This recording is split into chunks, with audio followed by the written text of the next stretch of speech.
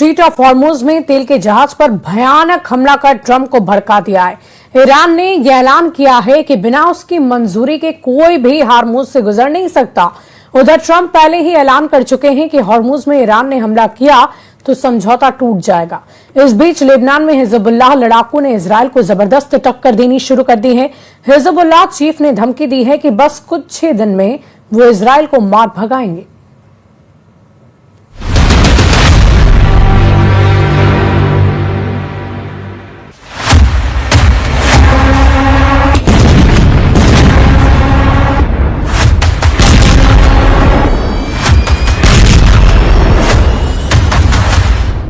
फिर युद्ध भड़क गया है, फिर बम फटने लगे हैं, फिर तेल रूट चलने लगा है।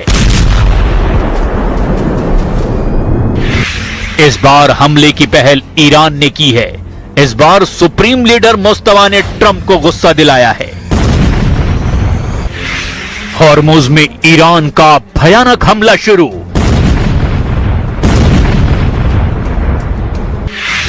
तेल के जहाजों को जलाने लगा ईरान।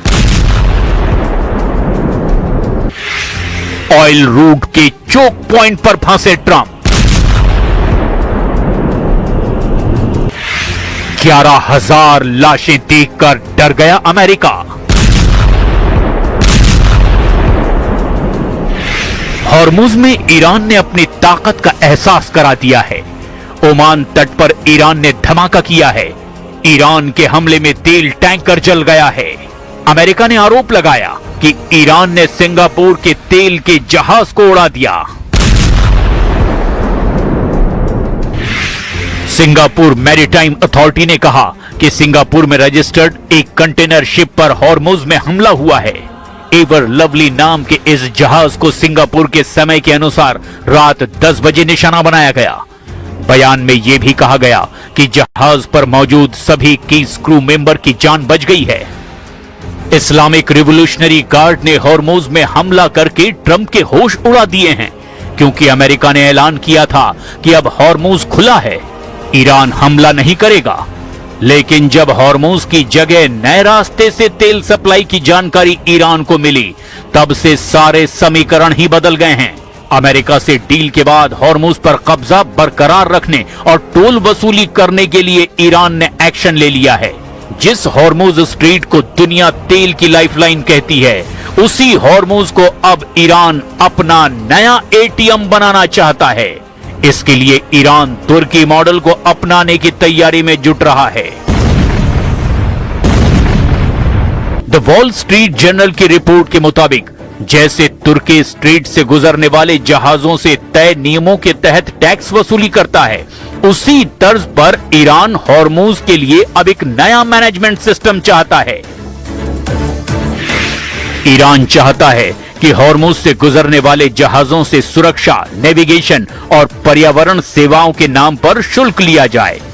दावा है कि इससे ईरान को हर साल करीब 40 अरब डॉलर तक की कमाई हो सकती है। इस कमाई में ईरान की तरफ से खाड़ी के दूसरे देशों को भी हिस्सेदार बनाने का प्रस्ताव दिया गया है। हालांकि ईरान का तुर्की मॉडल टोल प्लान इतना आसान नहीं होने वाला है, क्योंकि अंतर्राष्ट्रीय समुद्री कानूनों के तहत हॉर्मुज जैसे अंतर्राष्ट्रीय समुद्री मार्ग पर एक तरफा टोल लगाना आसान नहीं है। और इतना ही नहीं, ट्रंप हॉर्मुज में टोल वसूली के सख्त खिलाफ हैं। Final Iran deal to include any kind of fees on shipping. Yeah, no, it would be unacceptable to me because we have numerous straits, and if you did that for them, you'd have to do it for other people. You have other straits. I wouldn't allow it there either. Hormuz में 11,000 से ज्यादा seller अभी भी फंसे हुए हैं। सैकड़ों तेल के जहाज फंसे हुए हैं। इन सब का जिम्मा ट्रंप ने ले रखा है।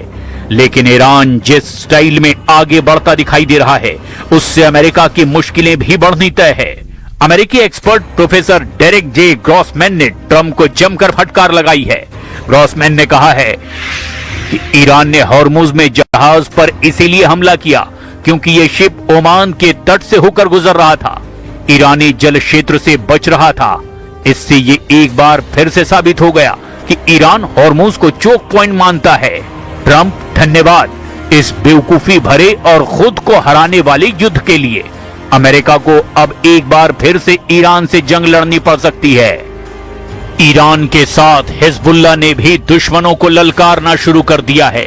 हिजबुल्लाह चीफ नईम कासिम ने ऐलान किया कि इजराइल अमेरिका को हराकर लड़ाका ग्रुप नए दौर में एंट्री कर रहा है। الإمام الخامنئي قدس سره رمزا وعلما ونورا وهداية وثورة وتعبئة مع القادة ومع الناس ومع المدنيين ومع التضحيات الكبيرة، وبهذا استطاعت أن تقف। हिजबुल्लाह लड़ाकों ने इजराइल डिफेंस फोर्स को जबरदस्त टक्कर देनी शुरू कर दी है।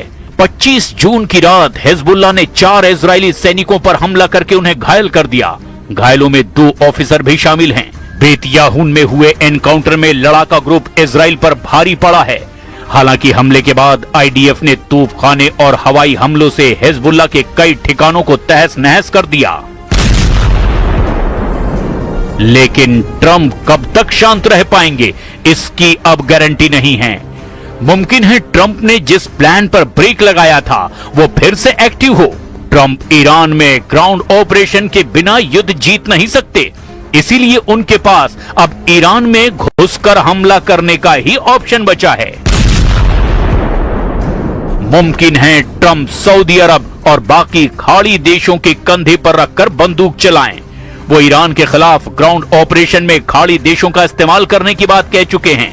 पहले से ही अमेरिकी सेना सऊदी अरब और बाकी खाड़ी देशों में मिलिट्री बेस का इस्तेमाल कर रही है, लेकिन ग्राउंड ऑपरेशन में जोखिम कम नहीं है। ईरान की फौज 6.5 लाख है। इसके अलावा पैरामिलिट्री फोर्स 2.5 लाख के बराबर है, जबकि ईरान में एक्टिव बसीज फोर्स 20 लाख तक हो सकती है। ईरान ने अब तक युद्ध में बता दिया कि वो नहीं बल्कि उसके दुश्मन इस जंग में झुकेंगे। यानी ईरान का इरादा बिल्कुल साफ है कि वो आखिरी दम तक लड़ेगा, चाहे दुश्मन अमेरिका और इजराइल हो या फिर सभी खाड़ी देश जो पहले से अमेरिका की मदद करते आ रहे हैं। वैसे ईरान के खिलाफ खाड़ी देश शामिल हुए तो क्या होगा? ये एफपीवी ड्रोन अटैक देखिए, कैसे एक क्वाडकॉप्टर एक अमेरिकी अड्डे पर अमेरिकी फौजियों को तलाश रहा है। बाद में जब उसे कुछ नहीं मिलता तो वो अमेरिका के एक ब्लैक हॉक हेलीकॉप्टर से जाकर टकरा जाता है। There is still the risk of escalation if Iran-linked proxy groups mobilize, and by that I mean Hezbollah in Lebanon, Iran-linked militia inside Iraq, and importantly, the Yemen-based Houthi movement that is threatened to attack shipping lanes in the Red Sea and has done so in the past. So we know they have some naval capability that could create disruption.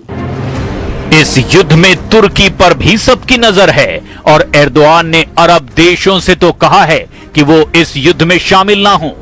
Saudi Arab, UAE और Qatar का दौरा करने के बाद तुर्की के विदेश मंत्री को इस बात का एहसास हुआ कि ये सभी देश ईरान के खिलाफ युद्ध में उतरने के लिए तैयार हैं। अमेरिका और इजराइल की शुरू की गई इस जंग में अब सऊदी अरब, यूएई और कतर ईरान के खिलाफ नजर आ रहे हैं, जबकि तुर्की का रुख बता रहा है कि एर्दोआन अब मुस्तफा खामनेई के समर्थन में आ गए हैं। यह ऐसे वक्त में हो रहा है जब ट्रंप ईरान से समझौता फाइनल करना चाहते हैं, लेकिन ईरान ने हॉर्मुज में धमाका करके ट्रंप को ईरान में ग्राउंड ऑपरेशन का मौका दे दिया है। अमेरिका ने मार्च के महीने में युद्ध के दौरान ईरान के कई आइलैंड को टारगेट पर लिया था।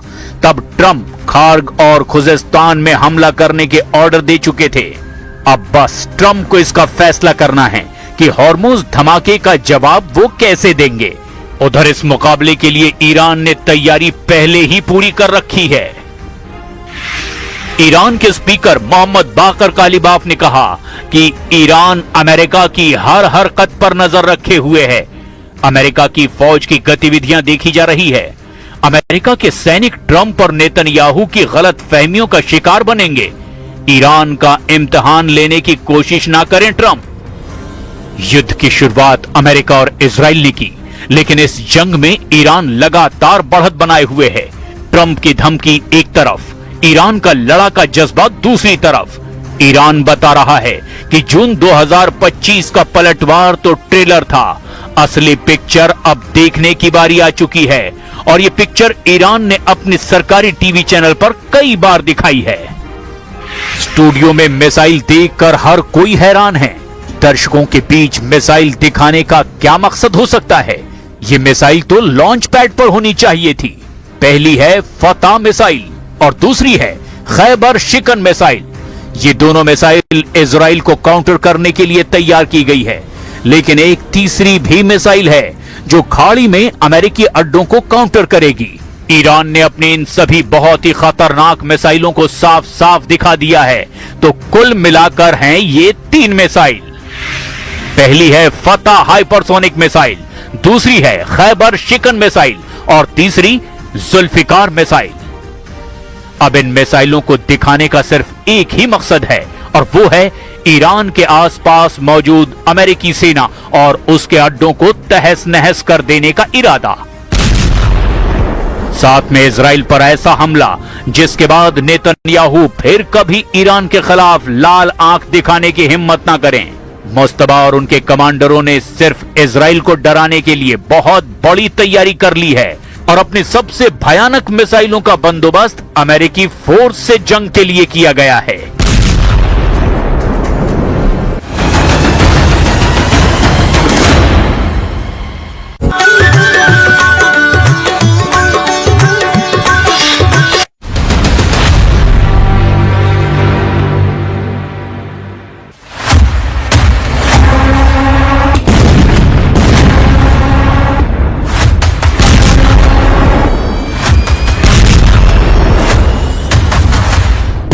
फिर युद्ध भड़क गया है, फिर बम फटने लगे हैं, फिर तेल रूट जलने लगा है। इस बार हमले की पहल ईरान ने की है। इस बार सुप्रीम लीडर मुस्तफा ने ट्रंप को गुस्सा दिलाया है। हॉर्मुज में ईरान का भयानक हमला शुरू।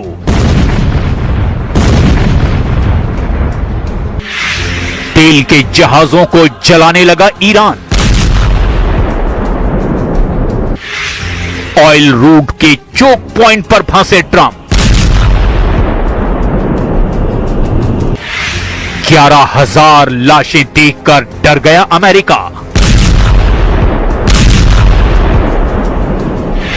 हॉर्मुज में ईरान ने अपनी ताकत का एहसास करा दिया है। ओमान तट पर ईरान ने धमाका किया है। ईरान के हमले में तेल टैंकर जल गया है। अमेरिका ने आरोप लगाया कि ईरान ने सिंगापुर के तेल के जहाज को उड़ा दिया। सिंगापुर मैरीटाइम अथॉरिटी ने कहा कि सिंगापुर में रजिस्टर्ड एक कंटेनर शिप पर हॉर्मुज में हमला हुआ है। एवर लवली नाम के इस जहाज को सिंगापुर के समय के अनुसार रात 10 बजे निशाना बनाया गया।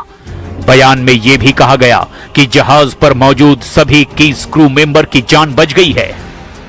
इस्लामिक रिवोल्यूशनरी गार्ड ने हॉर्मुज में हमला करके ट्रंप के होश उड़ा दिए हैं, क्योंकि अमेरिका ने ऐलान किया था कि अब हॉर्मुज खुला है, ईरान हमला नहीं करेगा।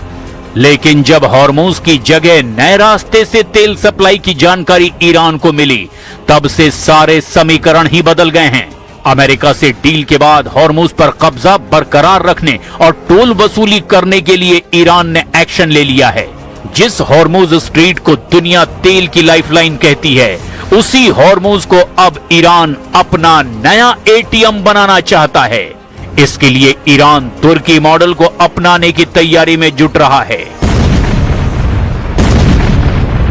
द वॉल स्ट्रीट जर्नल की रिपोर्ट के मुताबिक जैसे तुर्की स्ट्रीट से गुजरने वाले जहाजों से तय नियमों के तहत टैक्स वसूली करता है, उसी तर्ज पर ईरान हॉर्मुज के लिए अब एक नया मैनेजमेंट सिस्टम चाहता है।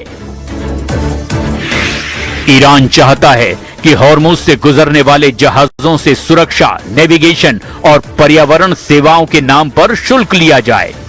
दावा है कि इससे ईरान को हर साल करीब 40 अरब डॉलर तक की कमाई हो सकती है। इस कमाई में ईरान की तरफ से खाड़ी के दूसरे देशों को भी हिस्सेदार बनाने का प्रस्ताव दिया गया है। हालांकि ईरान का तुर्की मॉडल टोल प्लान इतना आसान नहीं होने वाला है, क्योंकि अंतर्राष्ट्रीय समुद्री कानूनों के तहत हॉर्मुज जैसे अंतर्राष्ट्रीय समुद्री मार्ग पर एक तरफा टोल लगाना आसान नहीं है। और इतना ही नहीं, ट्रंप हॉर्मुज में टोल वसूली के सख्त खिलाफ हैं। Final Iran deal to include any kind of fees on shipping Yeah, maritime no, activities. it would be unacceptable to me, because we have numerous straits, and if you did that for them, you'd have to do it for other people. You have other straits. I wouldn't allow it there either. Hormuz में 11,000 से ज्यादा seller अभी भी फंसे हुए हैं। सैकड़ों तेल के जहाज फंसे हुए हैं। इन सब का जिम्मा ट्रंप ने ले रखा है। लेकिन ईरान जिस स्टाइल में आगे बढ़ता दिखाई दे रहा है, उससे अमेरिका की मुश्किलें भी बढ़नी तय है। अमेरिकी एक्सपर्ट प्रोफेसर डेरेक जे ग्रॉसमैन ने ट्रंप को जमकर फटकार लगाई है। ग्रॉसमैन ने कहा है कि ईरान ने हॉर्मुज में जहाज पर इसीलिए हमला किया क्योंकि यह शिप ओमान के तट से होकर गुजर रहा था, ईरानी जल क्षेत्र से बच रहा था। इससे ये एक बार फिर से साबित हो गया कि ईरान हॉर्मुज को चोक पॉइंट मानता है। ट्रंप, धन्यवाद इस बेवकूफी भरे और खुद को हराने वाले युद्ध के लिए। अमेरिका को अब एक बार फिर से ईरान से जंग लड़नी पड़ सकती है। ईरान के साथ हिजबुल्लाह ने भी दुश्मनों को ललकारना शुरू कर दिया है। हिजबुल्लाह चीफ नईम कासिम ने ऐलान किया कि इजराइल अमेरिका को हराकर लड़ाका ग्रुप नए दौर में एंट्री कर रहा है। الإمام الخامنئي قدس سره رمزا وعلما ونورا وهداية وثورة وتعبئة مع القادة ومع الناس ومع المدنيين ومع التضحيات الكبيرة، وبهذا استطاعت أن تقف। हिजबुल्लाह लड़ाकों ने इजराइल डिफेंस फोर्स को जबरदस्त टक्कर देनी शुरू कर दी है। 25 जून की रात हिजबुल्लाह ने 4 इजरायली सैनिकों पर हमला करके उन्हें घायल कर दिया। घायलों में 2 ऑफिसर भी शामिल हैं। बेतियाहून में हुए एनकाउंटर में लड़ाका ग्रुप इजराइल पर भारी पड़ा है। हालांकि हमले के बाद आईडीएफ ने तूफखाने और हवाई हमलों से हिजबुल्लाह के कई ठिकानों को तहस नहस कर दिया।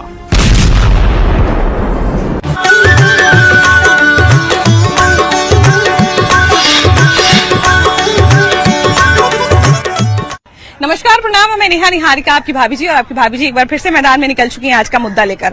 अब देखिए कि जिस तरह की घटनाएं शादी और रिलेशनशिप और इवन की सगाई के बाद भी जो है वो कुछ घटनाएं घट जा रही हैं, जिस तरह की चीजें सामने आ रही हैं, उसको लेकर आजकल के जो बच्चे हैं और आजकल के जो माँ बाप हैं, जब ताबड़तोड़ ड्रोनों को मार गिराने के चक्कर में रूस की एयर डिफेंस प्रणालियां अपने मिसाइलें खत्म कर